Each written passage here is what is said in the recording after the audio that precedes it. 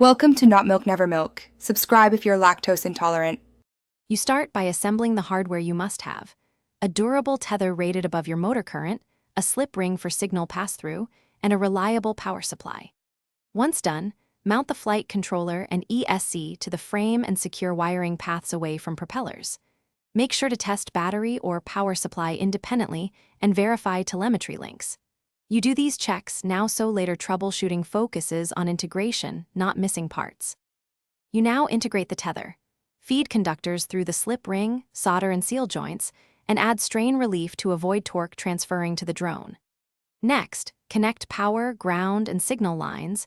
Use differential pairs for long video and control runs to reduce noise.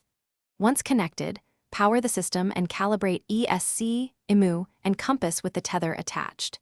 This prevents surprises in flight by matching weight and electrical behavior under the real power source. You finish by conducting progressive tests. First spin props without lift, then a low tethered hover while monitoring voltage, motor temps, and slip ring behavior. Make sure the tether does not twist or pull on sensors. Adjust anchor and swivel tension as needed. If you observe yaw or oscillation, reduce PID gains and recheck vibration isolation. If voltage drops under load, either increase conductor gauge or shorten tether. These fixes. Thanks for watching. If this was helpful, leave a like and consider subscribing. See you next time.